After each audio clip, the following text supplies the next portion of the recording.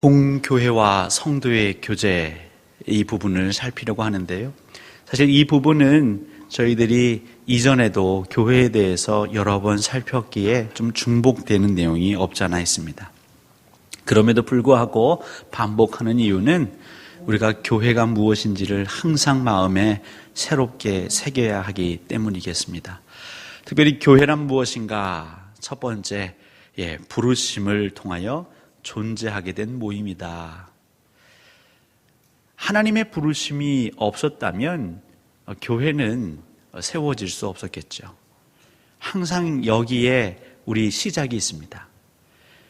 우리 인간이 만들어낸 것이 아니고 우리 광주동산교회 역시 누군가 인간이 뜻하고 계획한 것 같지만 사실 그 이전에 하나님의 부르심, 소명이 있었다.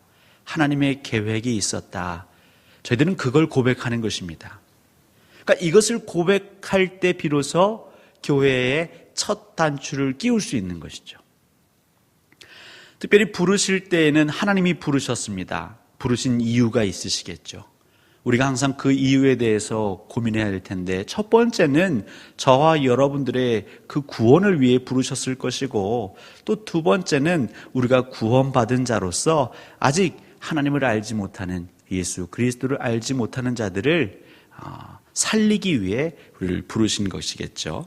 특별히 부르심을 통하여 존재하게 된 모임, 여기에 대한 근거로는 우리 신명기 7장 6절인데요.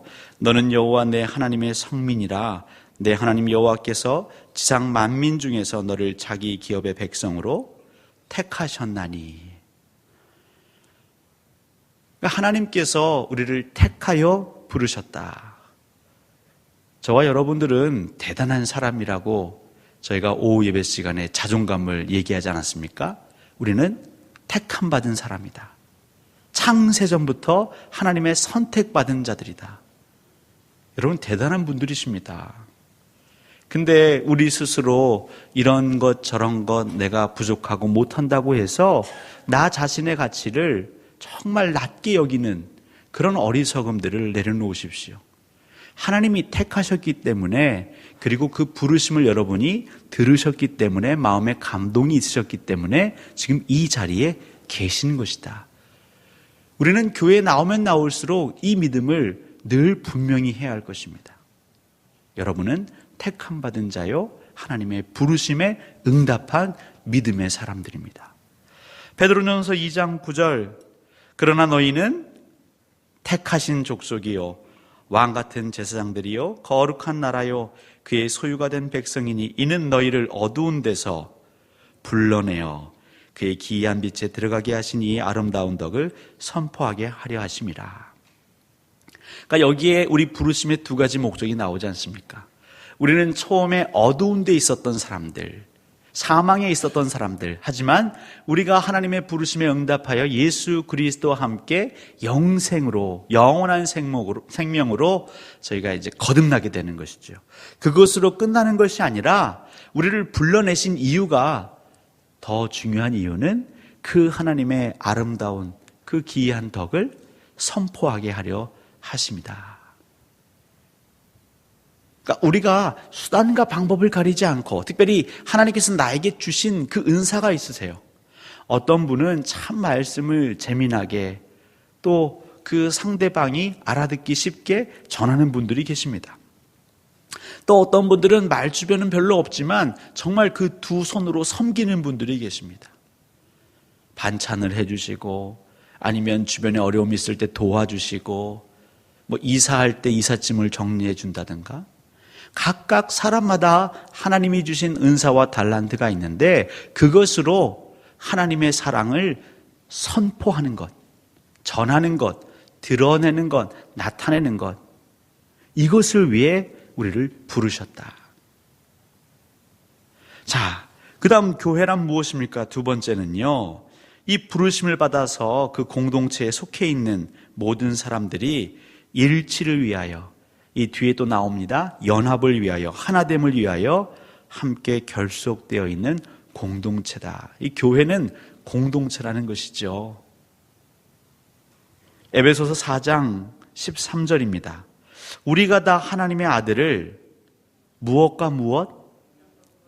믿는 것과 아는 일에 하나가 되어, 이 굉장히 중요하죠.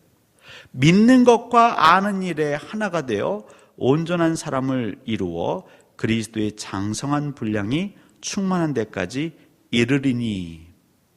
우리 공동체가 함께 부름받아서 해야 하는 것 중에 하나는 무엇이냐면요, 하나님의 아들, 특별히 예수 그리스도를 믿는 것과 아는 것. 여기서 알다라는 게 여러분 너무 잘 아시겠지만 이게 우리의 전인적인 알미인 것이죠.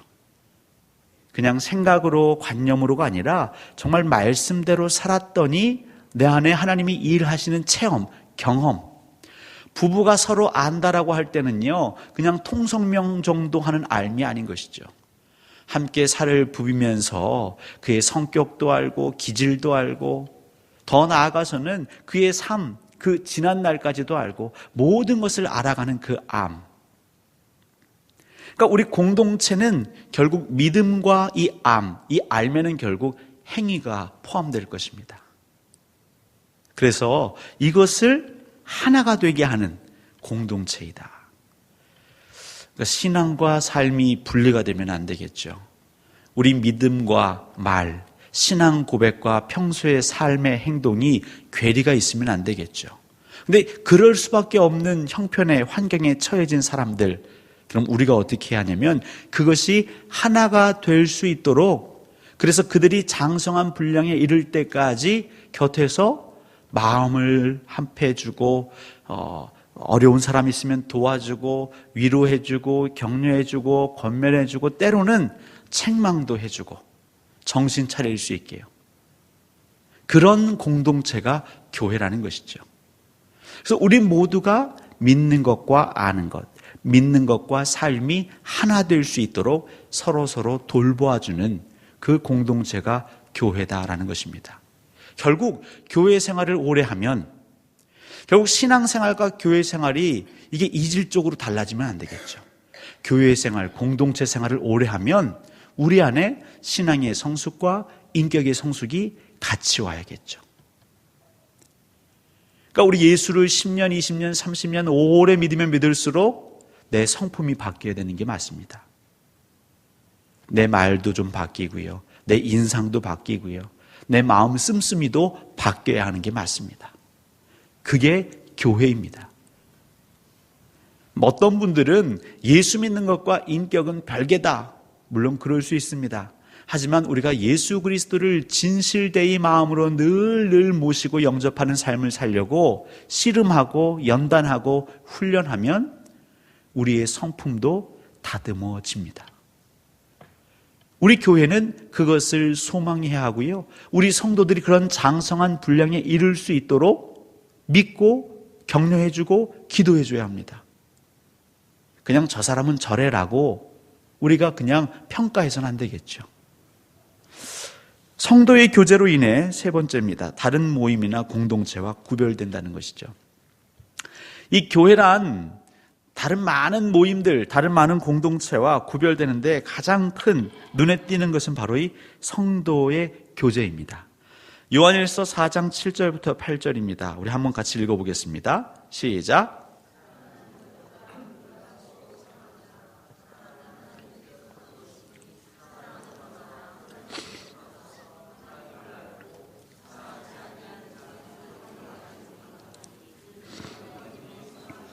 아멘. 결국 사랑은 사랑인데요, 중요한 건 서로 사랑이에요. 서로. 많이 가진 사람이 적게 가진 사람에게만 하는 것이 아니라 서로 사랑하는 것입니다. 이 공동체 안에는요, 연약한 자, 또 든든한 자, 여러 사람들이 섞여 있겠죠. 그래서 어떤 사람은 늘 받기만 하고 어떤 사람은 늘 주기만 하는 것이 아니라 서로 사랑할 수 있는 공동체. 때로는 누군가의 연약함이 다른 사람들의 믿음에 유익이 될 수 있습니다. 때로는 우리 공동체의 어떤 사람의 질병과 아픔을 놓고 우리가 함께 눈물로 기도할 때에 교회가 더 단단해질 수 있습니다. 더 분명한 것은 이 성도의 교제가 다른 조직이나 다른 기관이나 다른 모임들은요, 그냥 동시대에 동식 이 같은 공간에 있는 사람들과의 관계에만 국한되어 있는데 우리 예수 믿는 사람들의 성도의 교제는 그렇지 않습니다. 우리 믿는 사람들은 지금 여기에 있지만 이전에 믿었던 분들이 계시죠. 우리 믿음의 선배들. 그분들은 어디에 계십니까? 하나님 나라에 계시겠지 않겠습니까? 그 구름같이 허다한 증인들, 그들과도 우리는 성도의 교제를 나누는 것입니다. 우리 성도의 교제의 그 범위는요, 단순히 우리뿐만 아니라 과거의 우리 믿음의 선배들과도 나눌 수 있는 것이죠. 그들은 우리를 응원하고 있고요. 우리 역시 그들의 삶을 바라보면서 예수 그리스도를 믿겠노라 늘 다짐하는 것이죠. 그래서 우리가 항상 서로라고 생각할 때에, 때로 여러분들이 혼자라고 생각할 때에 그렇지 않습니다. 천사만 있는 것이 아니라 우리 믿음의 선배들이, 그 구름 같은 증인들이 그 하늘나라 하나님 보좌 우편 그 곁에 서서 여러분들을 응원하고 계십니다. 그러니까 우리가 성만찬을 할 때에도 사실은 우리 성도들과 하나 되는 것이지만 또 천상에 있는 성도들과도 하나가 되는 것이죠. 그 하늘 잔치는 이곳에서만 열리는 것이 아니라 하나님의 통치가 있는 곳에서는 함께 열리는 것입니다. 하나님의 통치가 저 천국에서만 이루어지는 게 아니라 이 땅에서도 이루어지기 때문에 하나님의 영에 의해서 우리는 온전히 하나가 될 수 있는 것이죠. 이런 성도의 교제, 그렇기 때문에 우리 교회에는 때로는 오류가 있고 때로는 한계가 있습니다. 그럼에도 불구하고 하나님은 일하십니다.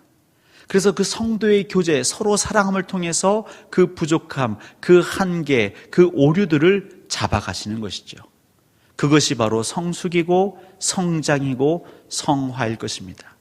우리 개개인의 성화뿐만 아니라 공동체의 성화. 그래서 교회가 거룩해지면 더 나아가서 우리가 살고 있는 이 지역사회와 나라가 거룩해질 수 있는 것이죠. 그래서 교회는 굉장히 중요한 곳입니다. 이 교회를 통해서 하나님은 세상을 새롭게 바꾸실 수 있는 것이죠. 이 교회에 저희가 예전에도 나눴지만 이 성부, 성자, 성령 삼위일체 하나님과도 관계가 있는 것이죠. 두 번째인데요, 교회와 삼위일체 하나님 관련해서 첫 번째, 이 교회는 성부 하나님의 비전이 담겨 있는 곳이다. 신명기 7장 5절인데요. 오직 너희가 그들에게 행할 것은 이러하니 그들의 제단을 헐며 주상을 깨뜨리며 아세라 목상을 찍으며 조각한 우상들을 불살을 것이니라. 이 신명기 말씀이 지향하는 게 무엇입니까? 우상 숭배를 금하는 것이죠. 거룩함인 것입니다. 나중에 우리가 뒤에 보면 교회의 본질의 거룩성이 나오는데요. 하나님의 비전은 뭐냐면요, 하나님의 거룩을 이 땅 위에 세우시는 것입니다. 그걸 누구를 통해서? 교회를 통해서 하시는 그 마음, 그 계획을 갖고 계신 것이죠. 또 두 번째, 성자 예수 그리스도께서 직접 세우신 것이 교회 아니겠습니까? 마태복음 16장 18절입니다. 또 내가 내게 이르노니 너는 베드로라. 내가 이 반석 위에 내 교회를 세우리니 음부의 권세가 이기지 못하리라. 분명히 예수 그리스도께서는 교회를 세우시는데 이 교회를 지칭할 때에 내 교회라고 말씀하셨습니다. 그리고 베드로, 그 베드로의 신앙 고백 위에, 그 사도들의 가르침 위에, 그래서 이것은 또 교회의 특성 중에 사도성과도 연결되어 있죠. 예수 그리스도와 함께 사역했던 이들을 우리는 사도라 하고요. 그 사도들의 가르침은 예수님의 가르침이고 그것이 계속 전수되고 우리에게 이어져서 교회는 든든해질 수 있는 것이죠. 그러니까 교회가 견고해질 수 있는 비결은 오직 사도적인 전통을 따를 때에, 그러니까 예수 그리스도의 가르침을 끊임없이 이어받을 때에 저희들은 승리할 수 있고 음부의 권세가 우리를 이기지 못할 것이다. 예전엔 말씀드렸습니다. 지금은 마지막 때이고 적 그리스도, 음부의 권세가 활개치는 때라고 했습니다. 이 음부의 권세를 이길 수 있는 비결은 오직 우리에게 전해지는 그 예수님의 말씀. 결국 사도적인 전승이 있었기 때문에 성경이 있는 것이죠. 예수님의 제자들이 각각의 지역에 흩어져서 그 공동체에서 말씀을 가르치고 때로는 이 성경의 말씀이, 예수님의 가르침의 말씀이 기록되어야 될 필요가 있어서 그들이 기록해서 남겼고 그것이 교회 공회들을 통해서 정경화 작업을 거쳤다고 예전에 성경에 대해서 말씀드렸죠. 그래서 우리는 이 말씀을 통해서만이 음부의 권세를 이길 수 있고 그 말씀을 소유한, 그 말씀을 간직한 공동체는 교회밖에 없는 것이죠. 성령 하나님과 관련해서는 성령 하나님의 능력, 그 성령님께서 주시는 그 능력이 발현되는 것이 교회인 것입니다. 고린도전서 12장 13절입니다. 우리가 유대인이나 헬라인이나 종이나 자유인이나 다 한 성령으로 세례를 받아 한 몸이 되었고 또 다 한 성령을 마시게 하셨느니라. 여기서 이 다 굉장히 중요합니다. 모두. 나중에 이것은 교회의 본질과 관련해서 교회의 통일성 또 교회의 보편성과 연관이 됩니다. 특별히 우리 사도신경의 거룩한 공교회 할 때 그 공교회는 보편적인 교회를 의미합니다. 그러니까 이 보편적인 교회의 표징에 있어서 중요한 게 성령 하나님의 일하심이시죠. 이 부분은 뒤에서 다시 좀 언급을 하도록 하겠습니다.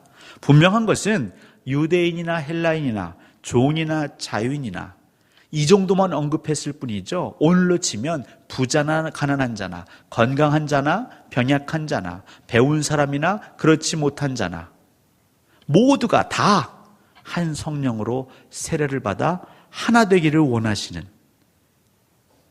바로 그 꿈과 이상과 소망이 이루어지는 그 장소가 교회다.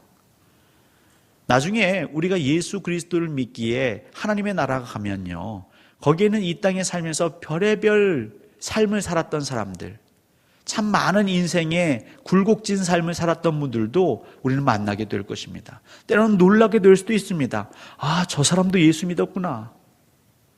물론 또 놀랄 수도 있죠. 우리가 꼭 천국에서 볼 수 있을 줄 알았다가 못 보는 사람도 있을 수 있습니다. 가장 위험이 있는 부류가 목사 부류죠. 여러분 목사를 위해서 기도해 주시고 어떤 분들이 우스갯소리로 섬기지 않고 늘 섬김만 받다 보니까 천국에 못 갈 수 있다라고 농담 반 진담 반으로 저희들에게 얘기하시는 분이 계셨습니다. 영생을 얻는 것, 우리가 하나님 나라에 가는 것, 우리가 정말 두렵고 떨림으로 이루어 가야 하겠죠. 분명한 것은 우리가 봤을 때에 정말 어떠한 형편에 있는 사람이라고 무시할 수 없습니다.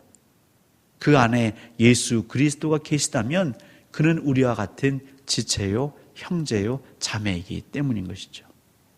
아무튼 교회는 성령 하나님께서 그렇게 일하셔서 우리를 한 몸 되게 하십니다. 자, 교회의 모델에는 이제 가족의 모델이 있는 것이죠. 에베소서 2장 19절입니다. 그러므로 이제부터 너희는 외인도 아니요 나그네도 아니요 오직 성도들과 동일한 시민이요 하나님의 권속이라, 하나님의 가족이라. 그러니까 우리는 하나님을 아버지로 둔 가족이다. 그러니까 이게 가족이기 때문에 성도의 교제는 더 끈끈할 수 있습니다. 우리가 하나님을 정말 내 아버지로 여기면요, 그리고 그 하나님 안에서 하나님의 영에 감화 감동된 사람들은요, 사도행전에서 서로의 필요에 따라서 물건을 통용하기까지 하는 것이죠.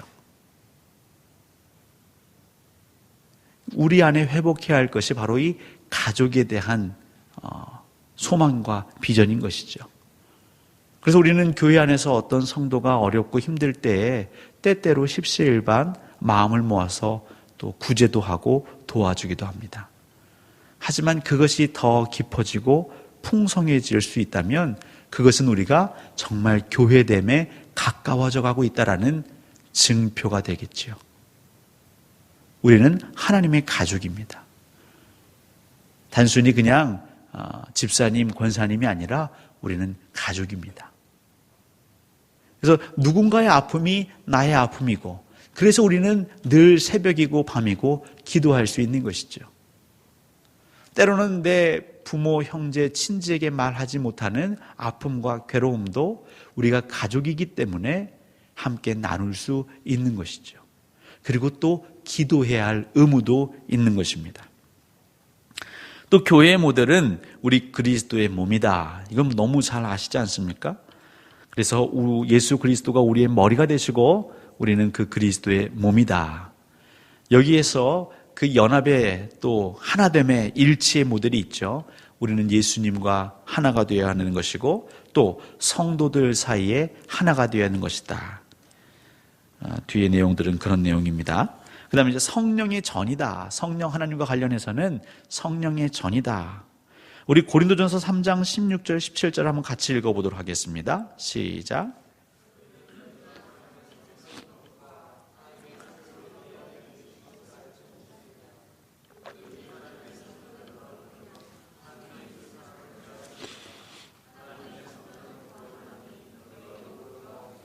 아멘.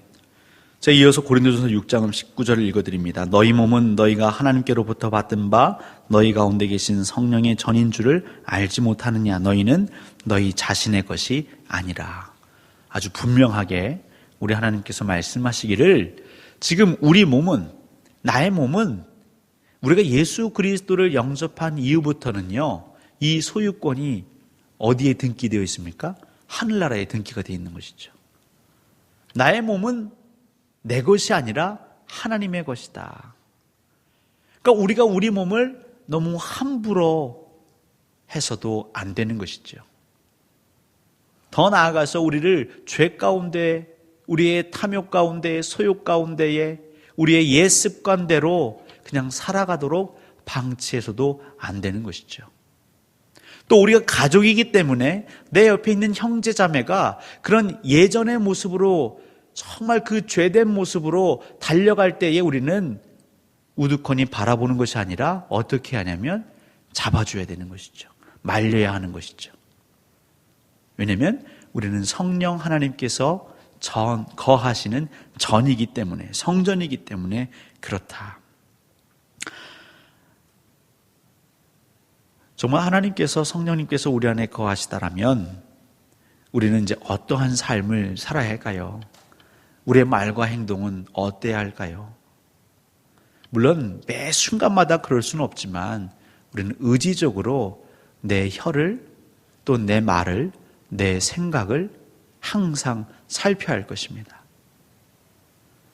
왜냐하면 이 내용을 그리스도인들도 알고 때로는 예수를 믿진 않지만 성경을 알고 있는 비기독인들이 알고 있거든요. 그러면서 예수를 믿는다고 하는 사람들, 직분자들, 그런 사람들의 말을 통해서 그들은 정죄합니다. 아니, 성령님이 거하시는 하나님의 성전이라고 하면서 왜 당신의 마음속에서부터 나오는 것이 그렇게도 추악합니까? 더럽습니까? 정말 당신은 하나님을 믿는 사람이 맞습니까? 라고 우리를 향하여 핍박하고 또 공격할 수 있기 때문인 것이죠. 더 나아가서 그들이 우리의 말과 행실로 인해서 하나님을 보지 못하고 예수 그리스도를 부정할 수도 있는 것이죠. 왜 이 시대에 이단들이 그렇게 판을 치는데, 그들의 교리가 잘못됐고 그들이 사회에서 정말 많은 해악을 함에도 불구하고 왜 지금도 수많은 사람들이 그런 사이비 종교 집단이나 이단에 빠질까요?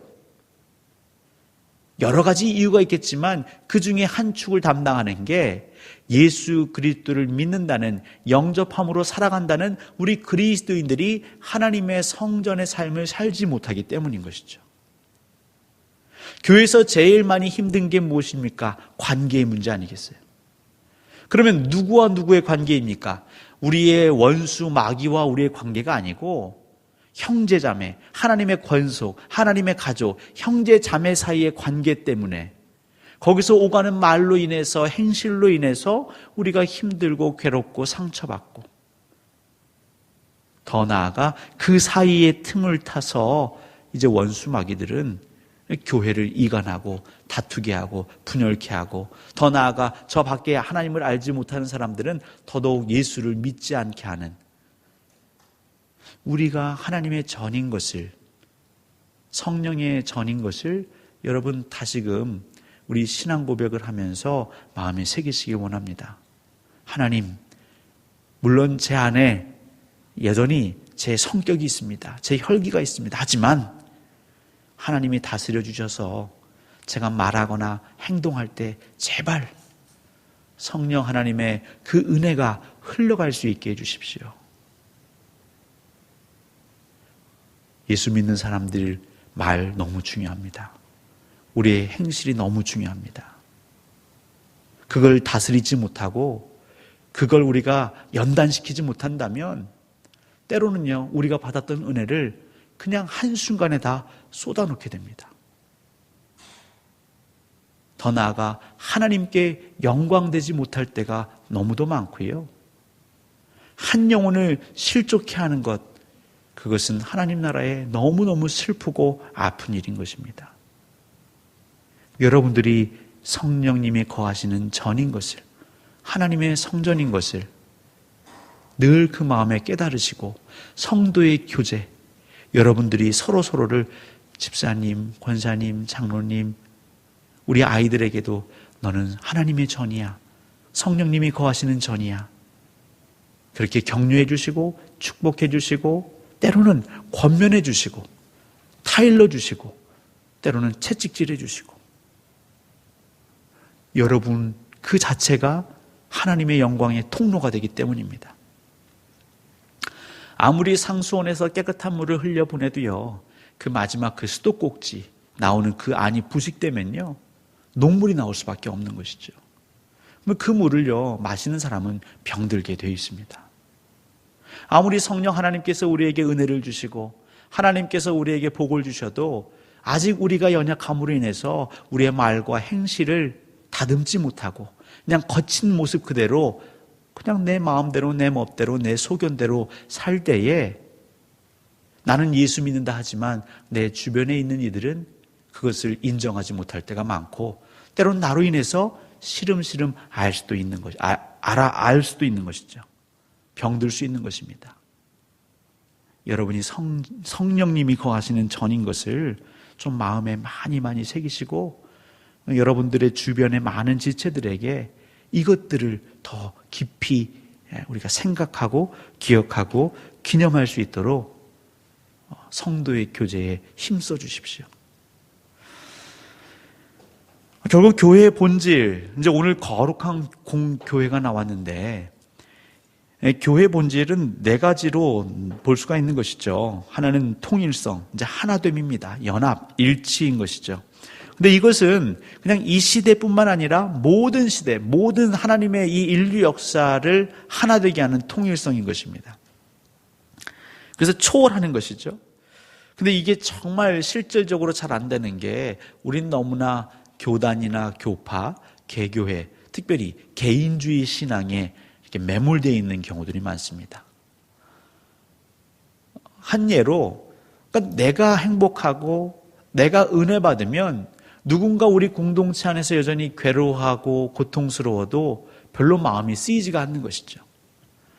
그런데 여러분 몸 지체들 가운데에 그 발가락 혹은 손가락의 작은 부분 하나에 티눈만 생겨도요, 얼마나 불편하십니까? 그 일상의 생활이 안 될 때가 있거든요. 근데 우리가 공동체고 한 몸이고 한 가족이라고 하는데 성령께서는 우리가 온전히 하나 되고 연합하고 일치하기를 원하신다고 하는데 우리 가정이 평안하고 내 직장인 별 문제가 없고 내 육신이 강건하면 그냥 웃고 잘 삽니다. 근데 우리 공동체 안에 누군가 괴로워하고 아파하고 신음하고 좌절하는 사람이 있는데도 별로 관심이 없는 것이죠. 물론 정말 그 사람처럼 똑같이 아플 수는 없겠지만 우리 성도들의 마음이 항상 그 연약한 자, 특별히 아파하는 자를 바라보며 우리가 함께 한 마음을 품을 수 있는, 이제 그것이 진정한 교회이겠죠.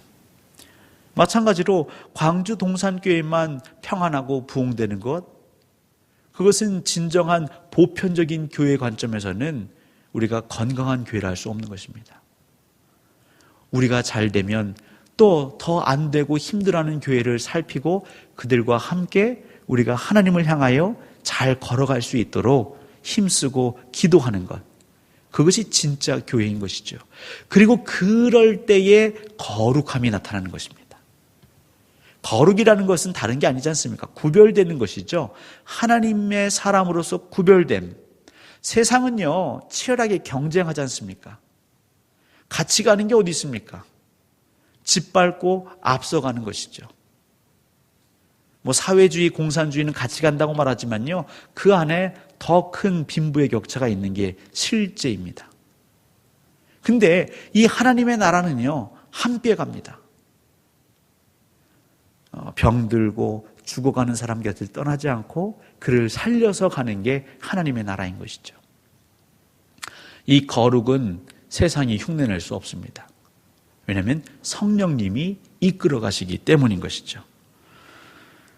보편성은요, 이 보편적인 것이라는 게 말씀드린 것처럼 여기저기 다 공이 있는 것이죠. 네 가지로 보면 시간적으로 보편성, 그러니까 역사를 뛰어넘는 것입니다. 그러니까 과거와 현재와 미래를 이렇게 시공간을 초월하면서 보편성을 가진다는 것이죠. 초대교회의 교회하고 지금 2017년의 교회하고 다른 게 아니죠. 저희는 지금도 초대교회를 회복하자고 하지 않습니까? 이거는 1000년이 지나도 똑같을 것입니다. 이 시간을 뛰어넘어 보편적인 가치를 우리는 가지게 되는 것입니다. 공간 마찬가지입니다. 동양과 서양, 남과 북, 이런 지역적인 것들도 다 뛰어넘습니다. 민족, 혈통도 다 뛰어넘습니다. 계층, 계급 다 뛰어넘습니다. 그래서 복음이 위대한 것이죠. 예수 그리스도가 위대한 것입니다. 교회가 위대한 것입니다. 근데 안타깝게 우리는 교회를 사랑한다고 말하지만 이 보편적인 이 교회의 속성을 때로는 망각할 때가 있죠. 다름, 나와 다름을 물론 이것이 쉽게 익숙해지진 않겠지만 그것 때문에 하나 되기를 포기하고 때로는 등을 돌리는 경우들이 너무나 많습니다. 사실 이 보편성을 추구하는 것도 사실 사람의 마음으로는 되지 않습니다. 우리가 경험에 지배당하기 때문에 내가 경험해보지 못한 것에 대해서는 사실 신뢰하기가 쉽지 않거든요. 그럼에도 불구하고 성령님께서 우리 가운데에 말씀하시는 그 세미한 음성에 귀를 기울이면 나하고 너무 다르지만 예수 그리스도를 고백한다는 이유만으로 우리는 하나가 될 수 있고 가족이 될 수 있는 것입니다. 그리고 마지막으로는 사도성이죠. 교회가 사도적 가르침과 신앙 위에 세워졌다는 그런 의미인데요. 지금까지 저희들이 살폈던 이 교회됨, 이 교회됨은 어떻게 하면 거룩해질 수 있는가? 아주 쉽게 우리가 적용하자면 우리 스스로 거룩해질 수 없다는 걸 너무 잘 아실 겁니다. 그냥 거룩하신 하나님 안에 우리가 들어가면 거룩해집니다. 예수 그리스도에게 붙어 있으면 거룩해집니다. 말씀 안에 거하기를 우리가 힘쓰면 거룩해집니다. 그리고 그 안에 머물려고 할 때에 우리는 차이를 극복할 수 있습니다.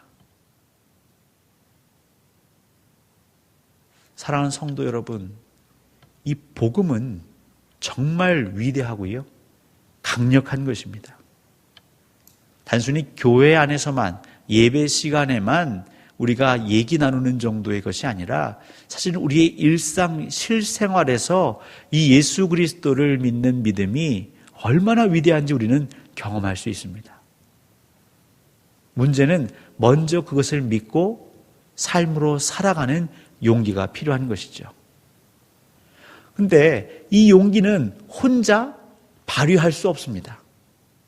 그래서 무엇이 필요하냐면 성도의 교제가 필요한 것이죠. 두 사람이 혹은 세 사람이 함께 하는 게 필요한 것이죠. 조금 용기가 없을 때, 겁이 날 때 곁에서 힘이 되어주고 같이 하겠다고 그렇게 삼겹줄이 되어주는 성도의 교제가 필요한 것입니다. 그러니까 왜 우리는 사역을 하고 왜 우리는 선교회로 모이고 그런 모임을 갖습니까? 이것은 성도의 교제를 통해서 나 혼자가 아니라 여러 사람이, 두세 사람이 함께 모여서 이 말씀대로 한번 살아가 보자는 것이죠. 정말 이 말씀대로 살 때에 하나님께서 동행하시는지, 일하시는지, 역사하시는지 우리가 증인이 되어보자는 것입니다. 그렇게 땀 흘려 살다 보면 어느샌가 우리는 세상과 구별되어 있는 것이죠. 이 첫 발을 내딛는 게 중요합니다. 믿음이 연약한 자들, 그들과 함께 믿음으로, 예수 그리스도 이름으로 내 이전의 그런 습관들은 다 뒤로 하고 말씀으로 살아보자고 격려하고 다독이고 끌어주고 밀어주고, 바로 그런 교제, 그런 신앙 고백, 그리고 그것이 우리의 말과 행동으로 드러나기 시작할 때에 정말 이 교회는 보편적인 교회가 되는 것이고, 이 교회는 거룩한 공동체가 되는 것입니다. 그럴 때 하나님께서 우리를 부르신 그 이유, 그 목적이 달성이 되겠죠. 광주 동산교회, 더 나아가 우리 한국교회는 이것을 위해서 부름받아 세워진 교회입니다. 여러분 주변에 있는 우리 성도들이 여러분 굉장히 중요한 동지이고 동역자입니다. 그들과 함께 할 때 하나님 영광 받으실 것입니다.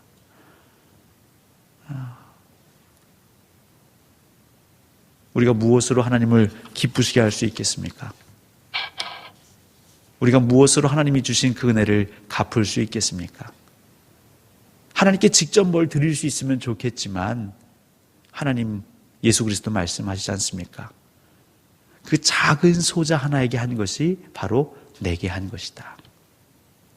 여러분 주변에 있는 작은 소자, 우리 신앙의 공동체 안에 있는 그 연약한 자, 그와 서로 사랑하면서 함께 말씀을 살아보려고 애쓰는 것 하나하나가 하나님을 기쁘시게 하는 삶일 것입니다.